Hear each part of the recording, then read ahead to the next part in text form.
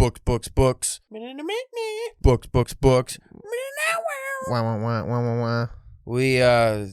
books. Talking about what books? Too many books. Too many. Not enough many books? Did you say not enough books? Oh, there's just too many books. I got too many books. I got too many books.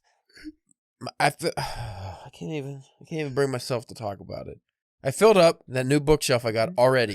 Like, not even like a month. Not even a month. It's a big bookshelf, too. Oh, man. And most of it's all to-read stuff. I put all my to-read stuff there. So, like, you got me Stephen King later to read. Yes. I didn't ask for that. I didn't ask for that book. Do I ask for any of the books that you like? Here, read name this. one time I gave you a book that I just said, here, you have to read this, and shut up. My next episode when we go over what we read this year. It'd be mostly all my picks. I hope you have that organized. I got mine organized, and by organized I mean it's just on Goodreads. But yeah, I got too many books to read. And I ordered more books. That's you know what, I'm gonna talk about that in the episode because the episode's about books. So if you folks want to hear about the more books I ordered, I just keep getting them. And then Ashley sent me books in the mail, and then and he sent me that girthy Thomas Wolfe book. Well, yeah, that's gonna take you some time there. Yeah, Thomas Wolfe is a very complicated writer. I'm looking forward to it. I just don't know when I'm gonna read it. And then I still got 2 more volumes of Lord of the Rings to read. I don't know what to go to next. Plus the Sumerian or whatever. Similarian, whatever it is. Yeah, I got 3. Oh. But I think that's more like an anthology almost, or short stories. I think that's how somebody said you should go into it, viewing it as that and not like an actual, its own story, really. I don't know. I don't really know much about it. But I got too many books. Not enough life at this point. Right. Not enough years ahead of me to be able to read them all. Unless I stop buying all books, stop watching TV, movies, stop being married, stop writing, stop having a job. Somehow become independently wealthy. How do you do that in 2021? You have to buy Bitcoin or something. Or be create NFTs or, I don't know, maybe you can That's why we need some Drunken Pen NFTs. Yeah, because that's what people are going to fucking... You know what? People fucking buy anything because they're stupid. You just got to be a good marketer, that's all. But anyway, we're going to be talking about books, so we should probably just go into the episode. At least 50 of them. Yeah, we can't spend too much time on the very, very cold open. This is extra cold because I'm not in the mood to do the podcast, to be honest with you. What? Just tell you that right off Jump Street. Never. That's never like you. Don't want to do it, but I'll do it because you make me do it with that stupid... He has such a pointy stick. It's like you don't even know. Nobody could ever see the stick you hold under the table. So pointy. The messed up part is that you let me keep the stick here. Well, you can easily get rid of it at any time. Well, it's your stick. I mean, I'm not gonna steal a man's stick. That's fucked up. But yeah, Spencer's poking stick is rough. It's very pointy. And somehow I think you did you put titanium down the middle and then somehow get wood around it? Is that what it is? Because it seems like it's unbreakable. Yeah, I did a mixture of animanium and the cap shield stuff. I can't. Vibranium. Some comic fan you are. Yeah, it's I lied when I said I didn't try to steal your stick, and I actually threw it into that molten lava stuff from Terminator 2. It didn't do nothing. I had to go fishing in there, and I lost lots of skin. But we will be back after what's going to be... This isn't our last episode with this music, right? We got a couple more episodes. No, yeah, we got a couple more. But pretty soon, we might have new music, so enjoy the intro music while you can. Unless we don't change it. Which is a possibility. Yes.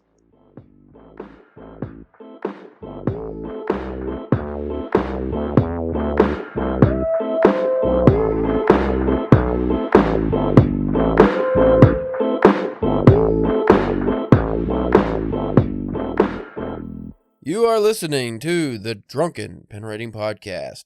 I'm your host, Caleb James. With me today, as always, here again in my house, this fucking stick. Yeah. Spencer, the Rochester Reindeer Rubber Church. It's 2 things. One is obviously Christmas themed, so you're reindeer rubber. 2, rubber was not the verb that I was going to use originally. Yeah. I had a different R verb I don't that know. you were going to do to reindeers, but I felt like rubbing would be a little better for this episode, which is not going to be highbrow, but it is going to be talking about literature. Did you read any of this list? No. I read one. We're covering the 50 greatest novels under 200 pages. I thought since we're going into the new year, this would be a good topic to broach because a lot of people want to read classic literature or fine falutin literature, but they don't want to get into these War and Peace, Anna Karenina giant tomes, which I don't blame. Yeah. So I thought maybe you could pick something from this list as well because it's under 200 pages. Some of them I saw were like 100, 150 pages, I think. Oh, that's nice. So you might be able to read. Don't breathe into the mic, man. How are you even doing that? You got new mics and you're breathing right into it. Just stop. Just stop it. It's because you're looking down. Look up. Yeah, see that? Look how much better. We'll hold your foot. This is not problematical at all. At least you're not breathing into the mic that way. So this is from LitHub. They always have good lists, so I'm just going to jump into it. I'm not going to read the 30-page intro talking about this guy. Don't you hate that too? And you're like, well, you probably don't do this, but you ever look up a recipe on something? I do this with cocktail recipes. I look up different cocktail recipes, and it's just like this big, today we're going to teach you how to make an old-fashioned with a twist. So the first time I ever had an old-fashioned was in 1987 when my mother came back from France. And it's just like, why do I have a whole life story here of the person writing this? I just want the fucking 5-second recipe. Like, we need none of this. None of this. Oh, boy. I'm not going to be able to pronounce some of the stuff on here. It's Frenchies, and you know how I am with French and any language. I feel like the only language outside of English and Japanese that's it. It's the only two I can pronounce. What about Spanish? I probably fucked that up. Like the names. Mm. Some I can't roll my R's. And that automatically, discounts you from being a Spaniard. So the first one, this is not in order. I know how much that enrages you. This is not a worst to best, though. I know. It just says 50 books. Adolfo Bioy Caceres TR. Ruth LC Sims. What? That's a hell of a name. That's a name. The Invention of Morel, or Morel, from 1940, is only 103 pages long. I hope they don't say this person's name again. And most of it is just the name of the author's name takes up most of those pages. I might put this in the show notes. I haven't decided. I haven't been doing that lately because, one, we haven't been covering articles that much, but when we do, I just don't feel like it.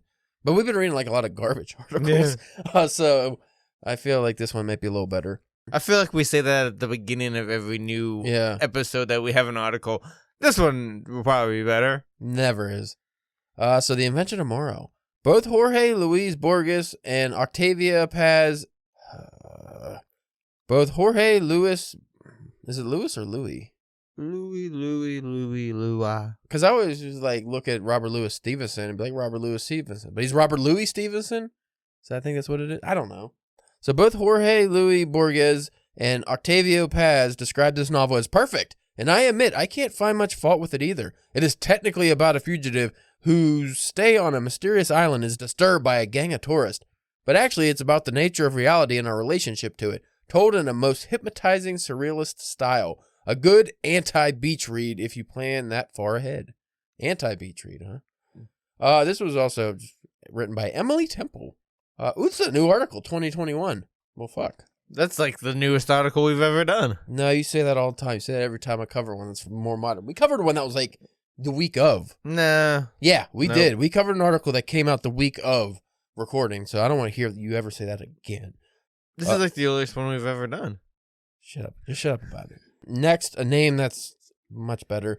John Steinbeck's Of Mice and Men. You read this one. Yes, I have. Only 107 pages. And even though they said novels or books or whatever, like all these are novellas, really.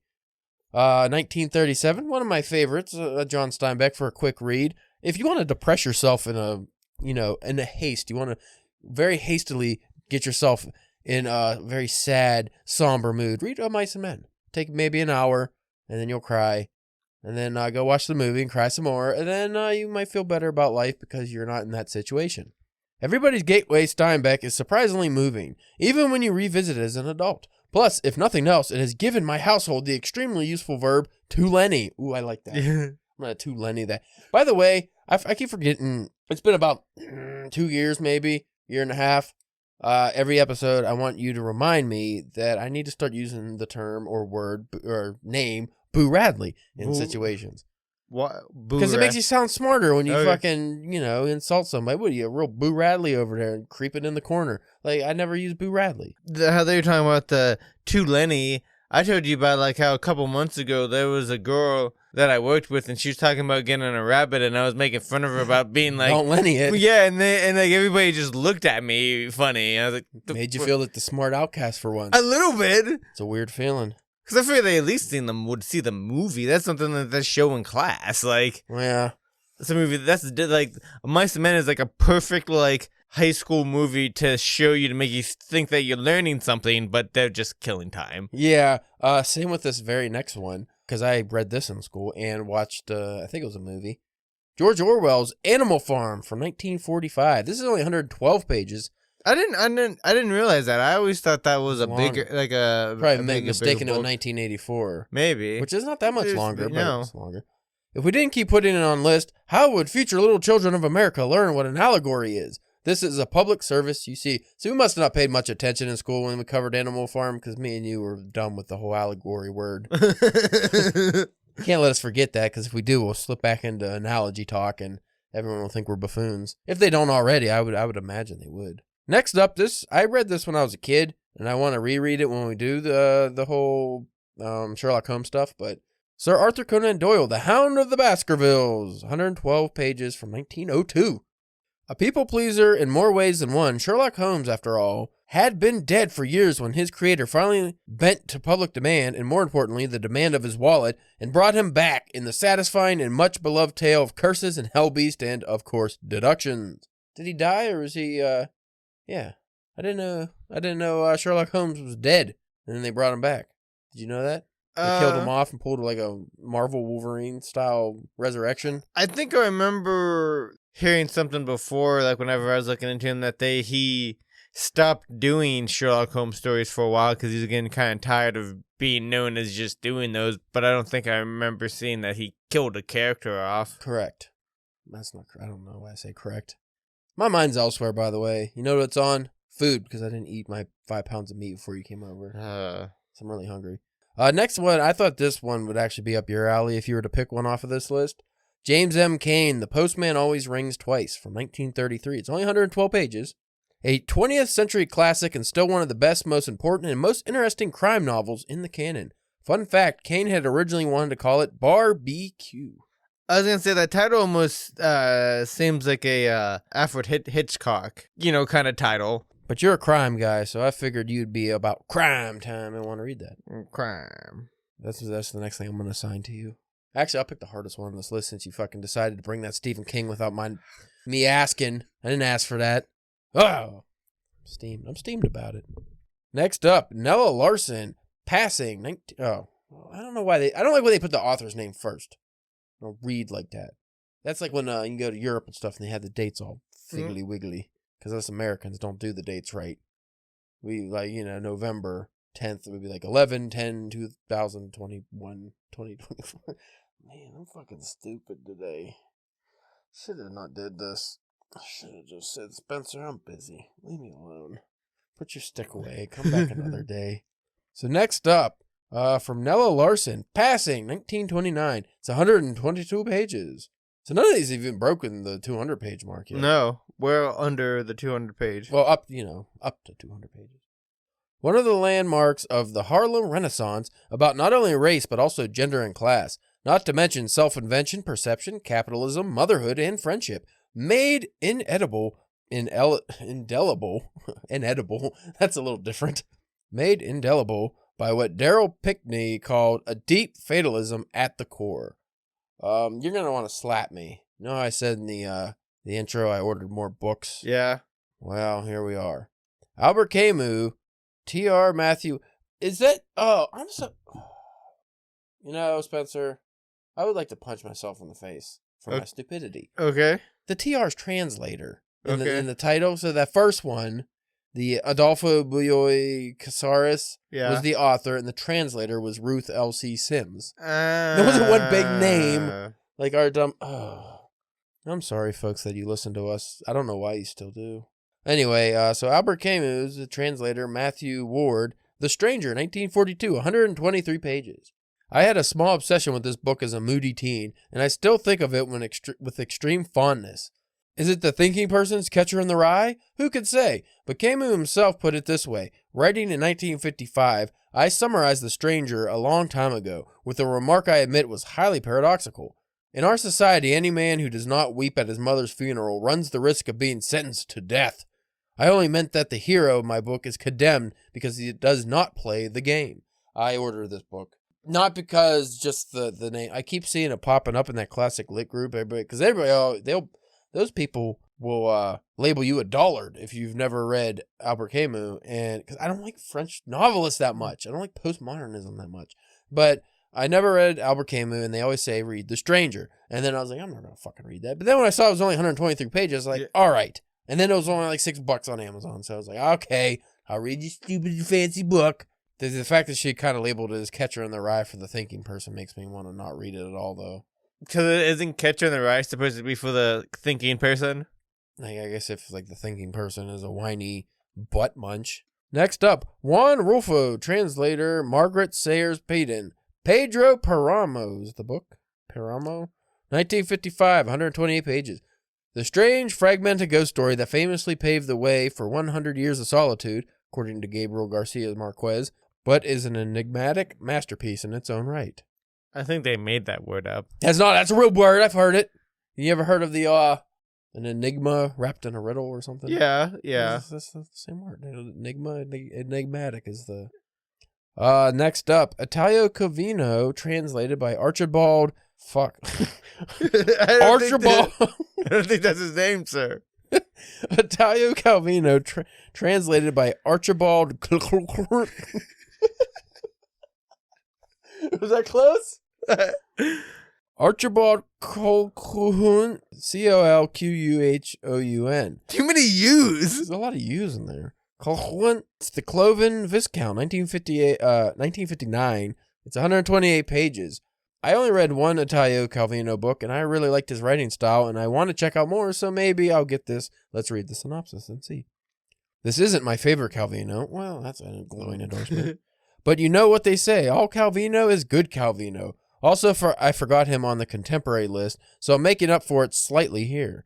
The companion volume to The Non-Existent Knight and The Baron in the Trees concerns a viscount who is clocked by a cannonball and split into two halves, his good side and his bad side. They end up in a duel over their wife, of course, just like in that episode of Buffy, but turns out that double the viscounts doesn't translate to double the pages. I felt like I read a lot of words, but I didn't understand what I was reading that much. I feel like that's just going to continue as this episode goes on. Yeah. I do want to read some more Italio Calvino, though. He's really the only Italian author that's not like, old Renaissance guy that I know, I think. Probably should read Dante first, though, because I would imagine his work is in a lot of modern, inspired a lot of modern Italian authors, I would think. I don't know. It's like the most famous Italian guy. Italian author, anyway. Next up, Kate Chopin, The Awakening from 1899. 128 pages. I know, but honestly, this book, which is frequently taught in American schools as an example of early feminist literature, is still kind of edgy. More than 120 years later, and it's still taboo for a woman to put herself and her own desires above her children. Well, yeah, I guess it is. Whom among us has not wanted to smash a symbolic glass face into the hearth? I don't know if I've ever thought about that. I'm gonna ponder this for a minute, so if you want to ramble off about how you feel about hearths, you can go ahead. I'm not even sure. Like a fireplace. Oh, okay. Then why can't I just be in a fireplace? Because that's not what they're called. They're called hearths. It's different. It's different than a fireplace. You need to watch more cooking in the 19th century. Yes, that's exactly what I need to do. Or is it the 18th century? 18th century cooking is a YouTube channel I watch sometimes. Shut up, don't judge me. And it visits our ancestors from the 1700s, and they're cooking. And there's a lot of hearth talk. It's where I really learned what a hearth was. Because I was like, is that like a fire pit, or what is that? Oy. But I'm better for knowing. Anyway, I've never thought about wanting to throw a glass in a hearth. It seems like a mess you'd have to clean up later.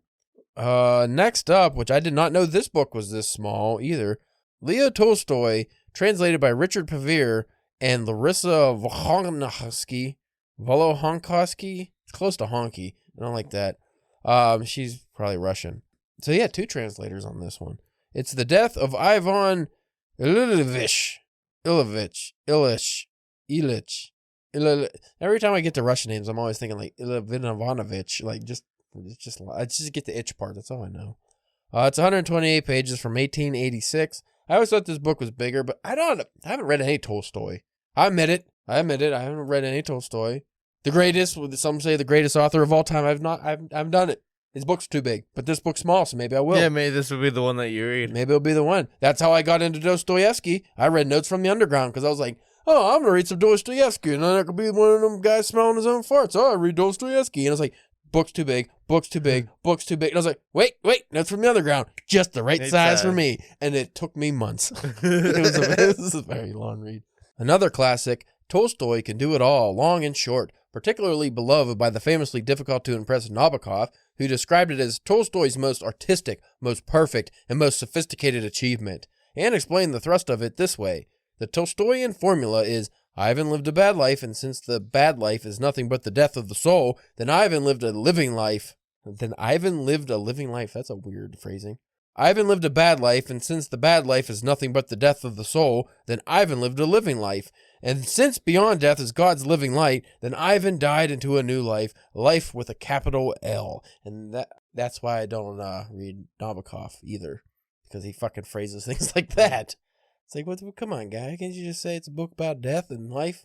You gotta go into all that. Not life and life, death, life, death. Living the life of living life. When you live life, but you don't want to die, then you got to stay alive. But then when you do die, you're no longer alive. But if you sleep, then that's the cousin of death, so you're only slightly dead, but then you're partly alive. You pick up what I'm throwing down. No. You smell what I'm cooking. Oh, yeah. Oh, I should have said that. No, I forgot. The Rock doesn't... When we talk about John Cena, and he comes busting in. The Rock doesn't do that. He got more class. At least the nice thing when Cena shows up, we don't have, because we can't see him, so it's not that big of a deal. It's the music, the blaring music. I always got to cut that out every episode. Next up is, and I do not really... Do I like that cover or not, Spencer? I don't like the green. It's like shit green. Really? The letter, like the word sugar there. Yeah. It's like shit green. The words are fine, just not see, I don't like all those tiny words on there. I also feel if you were colorblind, you couldn't read that cover at all. Oh, no, it'd be a mess. Yeah, so next up is Richard Brautigan in Watermelon Sugar, 1968, 138 pages. Watermelon Sugar, isn't that a fucking Ed Sheeran song or something? Or like, not Ed Sheeran, he's too ugly to make a song like that. One of those One Direction kids, maybe. You don't know popular music, Spencer, and it disturbs me. I don't know any pop music. You don't know any music outside of your music. That's fair. Like, when is the last time you listened to, like, Yiddish yodeling or something? Like, you can't name one Yiddish yodeler? Not one. No, I can't. Fucking pathetic, dude. Fucking pathetic. Brautigan's wacky post-apocalyptic novel concerns a bunch of people living in a commune called I-Death. Is that like, that the way that's spelled reminds me of, like, how Apple does it. Like, iPod, iTunes, like, I-Death. Like, a little bit, yeah. The landscape is groovy and the tigers do math, and the titular Watermelon Sugar seems to be the raw material for everything from homes to clothes. Wherever you are, we must do the best we can. It is so far to travel, and we have nothing here to travel except watermelon sugar. I hope this works out. It's all nonsense, of course, but it feels so good. So good. Next up, James Weldon Johnson, The Autobiography of an Ex-Colored Man, 1912, 140 pages. That just title and the cover alone makes me want to read that. That just sounds like, might be interesting. Another early novel on the subject of passing, originally published in 1912, then again under Johnson's name in 1927. This one presented as an autobiography written by a black man living as white but uneasily, considering himself a failure, feeling until the end the grief of giving up his heritage and all the pain and joy that came with it. That would be so... Like, I don't even know how you'd live. Like, if you were back then and you were, like, light-skinned enough that you can pass as white. But then it's like, you know, do I throw away my whole heritage just to meld in with the super racist fucking society? Like, you could fit in, but then you have to give up your hair. Like, that's a tough one. I don't know what you do in that situation. It's like, do you look after yourself or do you try to look after every, Because also, like, if you're passing as white back then you're probably going to be expected, like, if you encounter black people with other white people, you'd have to, treat them a certain way. Or at least ignore them or be very dismissive or something. But any of it would be shitty. That'd be hard. That's a book I might have to pick up, too. What is it? 140 pages. Next up, by Thomas Mann, translated by Michael Henry Heim, is Death in Venice, 1912. 142 pages. What it says on the tin, a story as doomed as Venice itself, but also a queer and philosophical mini-masterpiece. The year before the book's publication, Mann wrote to a friend, "I am in the midst of a work. A really strange thing I brought with me from Venice, a novella, a serious and pure in tone, concerning a case of pederasty is in an aging artist." Never read that word. You say, hum, but it is quite respectable indeed. Pederasty? Pederasty. I'm going to say pederasty. I don't know what it means, obviously. Maybe sounds better. This fucking cover freaks me out. This is disturbing. Shirley Jackson, We Have Always Lived in the Castle, from 1962. This is 146 pages. This has been on my list for a while to read, actually. But that cover is freaky. Yeah. I like the drawing on it. It's a little disturbing. It's very close to like a Junji Ito manga type of deal. Like just with the creep factor. Or maybe even, you know what, actually would be more of a resemblance to, what's his name? Like the Nightmare Before Christmas and stuff. Burton. Tim Burton. Yeah, I was kind of thinking Tim Burton too a little bit. Yeah, that's more Tim Burton, but drawing for him, obviously. If you're reading this space, you probably already know how much we love this book at Literary Hub. After that excellent opening paragraph, it only gets better. Is that the one we read that's supposed to be the most beautiful paragraph of all time? I have no idea. I know it's Shirley Jackson. I think it must have been from that, about the sellers and the katydids. Remember the katydids? Of course. Yeah, because fucking after I read that, you couldn't stop putting katydids in all your stories. Yep. It's like, Spencer, this doesn't even make sense. There's no katydids in Antarctica. Like, what are you doing? Yeah, well, when you have the muse, you just when you want to rip off Shirley Jackson.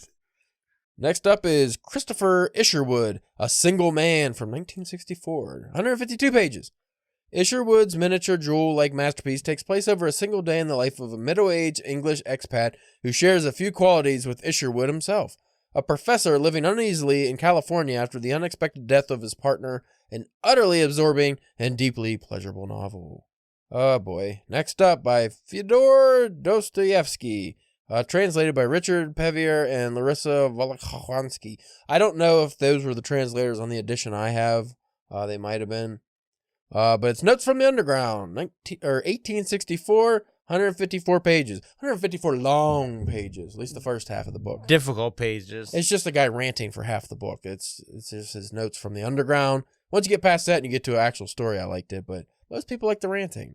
I don't really care about the society of Russia in the early and mid 1800s. It just doesn't have much bearing on my life. Probably the best rant ever passed off as literature. Dostoevsky's first masterpiece has been wildly influential in the development of existential and dystopian storytelling of all kinds. But I like Notes of the Underground. I would recommend everybody read it if you can get through it. Like I said, it's just the subject matter. If it's you're going to be interested in it or you're not going to be interested in it. I don't know. Mouth is so dry too. I didn't have anything to drink. I just having you have no. But you know what you're gonna have to do? Drink a big beer. No, you're gonna have to crack open that surge over there. Yeah, we'll be done with this episode in 5 seconds. Have a heart attack. Next up, we are Anna Kavan, Ice, 1967, 158 pages. I do not like that cover. That's like a modern bullshit cover. I don't like when they do that to classics, put modern bullshit covers on them. The narrator of this strange and terrifying novel obsessively pursues a young woman through an icy apocalypse. You might call it a fever dream if it didn't feel so cold. Ooh. Reading it, wrote John McCod, on its 50th anniversary is a disorienting and at times emotionally draining experience, not least because these days one might become convinced that Kavan had seen the future. Help. Next up, we got John Toomer. It's not the tumor. I'm going to say Gene Toomer. Yeah. Gene Toomer, Kane, 1923, 158 pages. Toomer's experimental, multidisciplinary novel, now a modernist classic, is presented as a series of vignettes, poems, and swaths of dialogue. But to be honest, all of it reads like poetry. Though its initial reception was uncertain, it has become one of the most iconic and influential works of 1920s American literature. That doesn't sound interesting to me. We're moving on to J.G. Ballard, The Drowned World from 1962. 158 pages. Only in a Ballard novel can climate change make you actually become insane, and only a Ballard novel could still feel so sticky and hot in my brain years after I read it in a single afternoon. You're gonna like this guy's name. What, the next guy? Yeah. Next up is Nut Hampson. Nut Hampson, translated by... When the translator's name's harder to read than the regular guy's name, I'm worrying, like, where's the translator from? Same country, I guess. That would make sense. So, from Nut Hampson, translated by Sverre Lyngstad. Not even close to how that's pronounced. Nope. It's Hunger from 1890, 158 pages. The Nobel Prize winner's first novel is, as Hampson himself put it, an attempt to describe the strange, peculiar life of the mind, the mysteries of the nerves in a starving body. In modernist psychological horror novels, that is notoriously difficult, despite its length, but also notoriously worth it. Pass. I'm going to pass on that. Now we're moving on to something, at least I actually know. James Baldwin, Giovanni's Room, 1956, 159 pages. Still my favorite Baldwin, and one of the most convincing love stories of any kind ever written, about which there is too much to say. It is a must-read among must-reads. I don't like when they don't have any synopsis. Yeah, the last couple of them have nothing about the story. Here's a pro tip for all you article writers out there. If you're going to write about a subject, especially books, have a synopsis. Or a movie, like even if it's only a couple sentences, just so the reader could be like, because reading that, I don't really want to read it because I don't know what it's about. Yeah, you can't even tell if it's supposed to be like a suspense or yeah, like you look at drama or you look at the cover and there's like there's like a table with booze and smoke coming from it. I don't know. If I had to guess, I would say noir, but probably not. We have now Willa Cather. Oh, Pioneers from 1913. It's 159 pages. A mythic proto-feminist frontier novel about a young Swedish immigrant making a home for herself in Nebraska with an unbearably cool and modern title, in my opinion. You know what? I disagree. I don't like that title. I do like the cover, though, because it looked like a little kid drew it. It does look like a little kid drew it. Now, this sounds interesting. All right, hold on. Gotta lick the lips here to get my French in order. We have Francois Sagan, translated by Irene Ash. Bonjour, Triste, from 1955. It's 160 pages. Sagan's famously scandalous novel of youthful hedonism, published also famously when Sagan was just 19 herself, is much more psychologically nuanced than widely credited. As Rachel Cusk wrote, it is not just a sexy French novel, but also a masterly portrait that can be read as a critique of family life, the treatment of children, and the psychic consequences of different forms of upbringing. It is a novel concerned not only with morals or their lack, but with the very nature of morality itself. I like the name Francois, and I like a story about hedonism, eating grapes and shit. This one's up your alley. You're going to really want to read this one, probably. Herman Melville, Billy Budd Sailor, 1924, 160 pages. Bartleby may be more iconic and more fun, but Billy Budd is operating on a grander scale, unfinished as it may be. That cover, I love it. That's probably the best cover I've ever seen of anything. Yeah. Is that John Daly on the cover of that? You know, the golfer? But he has a mustache, kind of a yellow mullet. Kinda. I was almost thinking of more... what's his face from Dumb and Dumber? Kind of. Maybe Mr. Perfect, Kurt Hennig with a mustache. Ooh, yeah. Yeah, I could see that. Whoever that guy is, I fucking like him. I like that guy. You could just tell that's a racist boatman if you ever seen him. That guy rides yachts and discriminates and has a lot of maids and waiters that he does not know their names in his house. Butlers, not waiters. Next up, Thomas Pynchon, The Crying of Lot 49, 1966, 160 pages. Didn't know Pynchon had any work that was short. I always thought he was like one of those long writer guys. I never read his works. I don't know. Everyone's gateway to Pynchon, and also everyone's gateway to slapstick postmodernism. Either you love it or you hate it. I'd probably hate it. Yeah, probably. Franz Kafka, translated by Willa and Edwin Moore.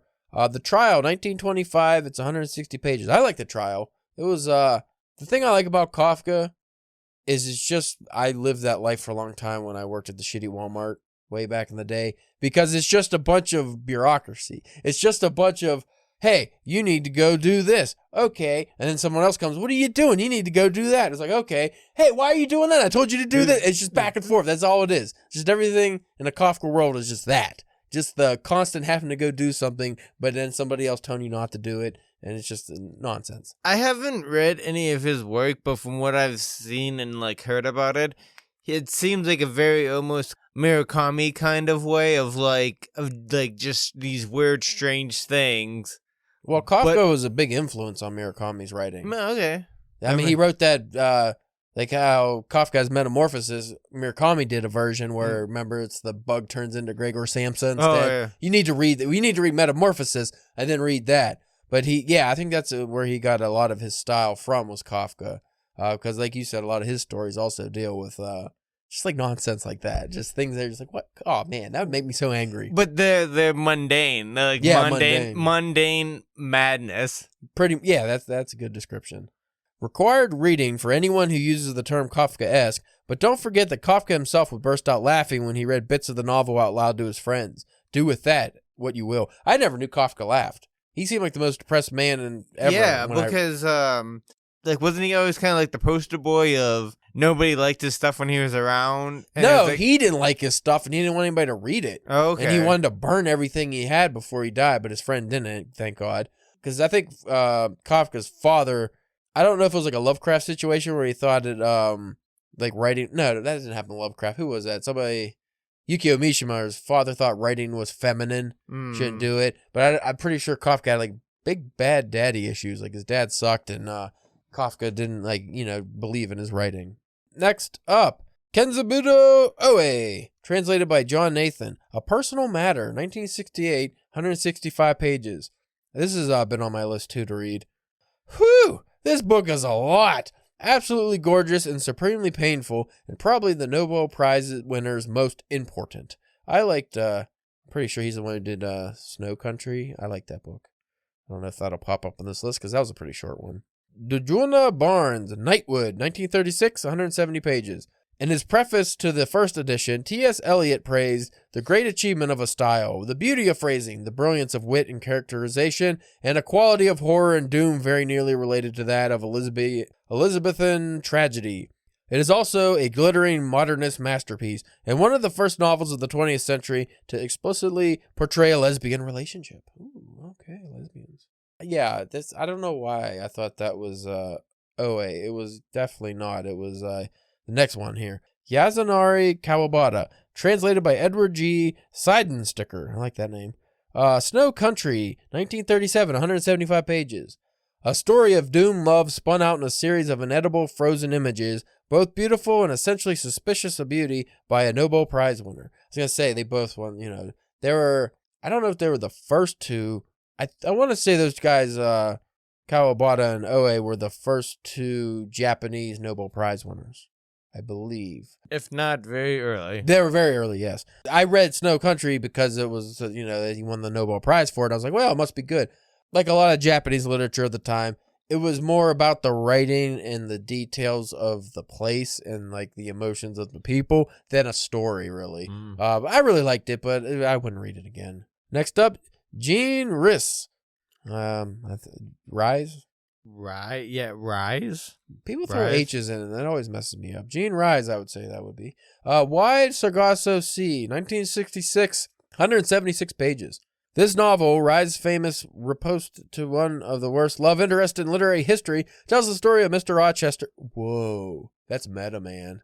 Mr. Rochester. You're Mr. Rochester today. I am. You're the Rochester reindeer rover. Yep. Fucking weird. As if it was meant to be. I thought you'd be more excited. I would be if I already knew. Oh, well, I didn't read it. So well, no, because I know.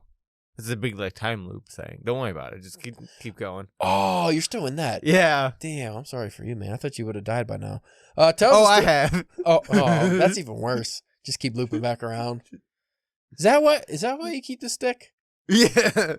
Because you're just so angry because you can't change anything, so you just keep stabbing me? Yeah, because no matter what, the next time I come over, all the wounds are gone. Yeah. Well, the emotional wounds are still Yeah. there. I know what you did. It's weird. I could view the loop from the outside, but I can't join. No. Which I don't want to, but Yeah. I just play along. Rise famous repose. So, story of Mr. Rochester from the point of view of the mad woman in the attic. Ooh, I like that. Next up, George Eliot, Silas Marner, 1861, 176 pages. Like Middlemarch, Silas Marner is exquisitely written and ecstatically boring. Unlike Middlemarch, it is quite short. Everyone tells me I got to read Middlemarch, and from my understanding, it's just very, very long and extremely boring. And why would I want to read that? Just because it's well written? That sounds like something that you would read, though. Yeah, but I don't fall into the category of I like to read very well written stories that I fall asleep when I read the first page. Like, if I'm not interested in the story, there is something to say about really good writing that could make you stick with a story.